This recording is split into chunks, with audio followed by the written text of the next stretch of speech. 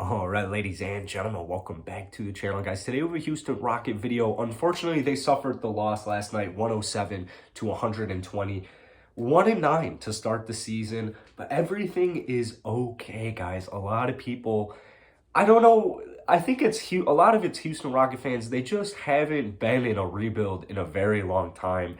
As a Chicago Bulls guy, I've had to deal with this for several years. There's a lot of good takeaways from the Houston Rockets. Particularly, it was a close game for almost the entirety of this game until the last 4 or 5 minutes of the third quarter, where the Rockets started to play ISO hero ball as they typically do in scoring droughts. And scoring droughts for the Rockets are typically at the end of the third quarter. I don't know if it's fatigue.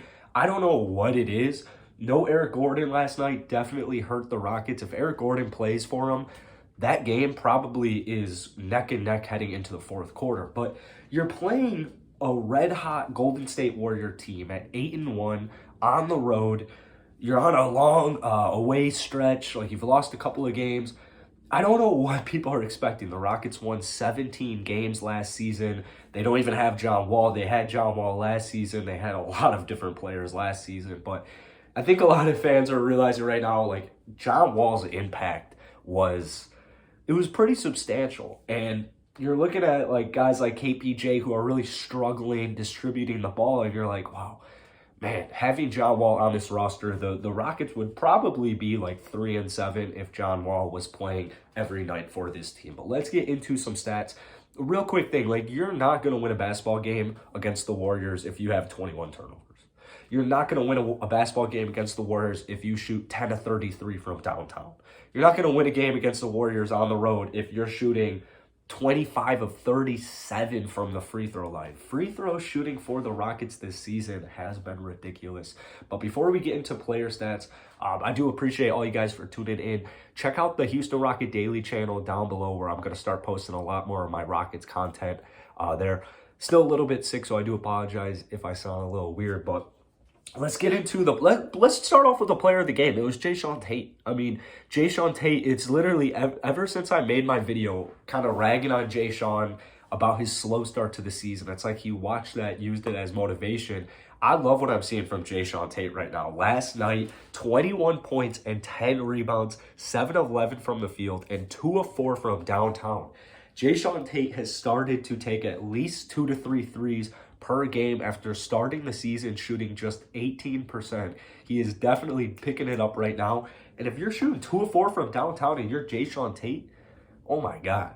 21 and 10 against the Golden State Warriors. Let's not act like the Warriors without Klay Thompson are a sorry team. They still have, obviously, Steph Curry. You got Jordan Poole. You still got Draymond. You got Oubre. You got Wiggins. There's a lot of talent, especially defensive talent, on the Warriors team. So the fact Jaylen Tate was able to put up 21 and 10 last night, it shows me a lot that he is ready to step into this role.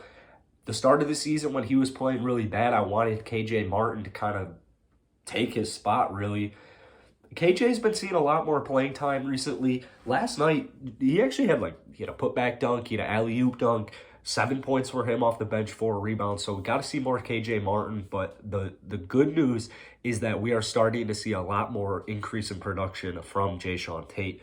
Moving on, let's talk about Jalen Green. Another off night, 4 of 12, 1 of 9 from downtown, 1 of 6 from downtown, with 9 points. Wasn't his best game. He's really struggling to find his shot. I don't think Steven Silas is necessarily helping him.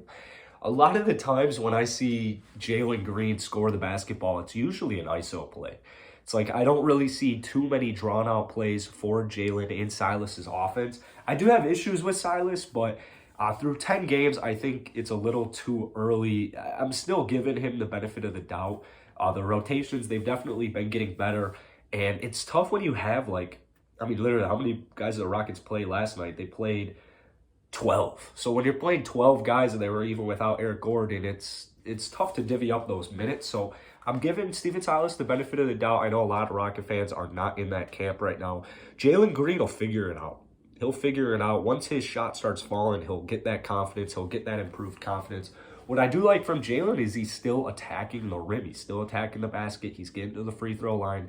He's doing what you want him to do. He just isn't executing it. And when he does execute it, like when he drops 30 points, that's when it's like, oh, okay, Jalen's a real deal. Jalen's a real deal. He's just shooting the ball pretty bad right now. KPJ, I like to see the turnover at 3. Still kind of a lot of turnovers, but 11 points, 7 assists for him.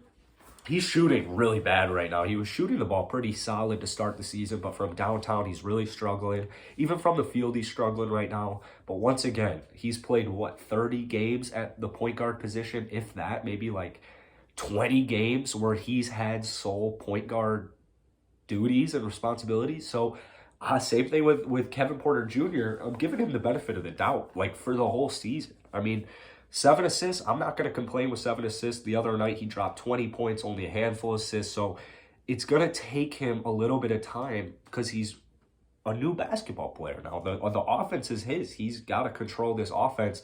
That's something Kevin's never really been in a situation to do except for the tail end of last year, which he still had to split it with John Wall, too. So it's like you're 10 games in. I like what I'm seeing from KPJ in different games.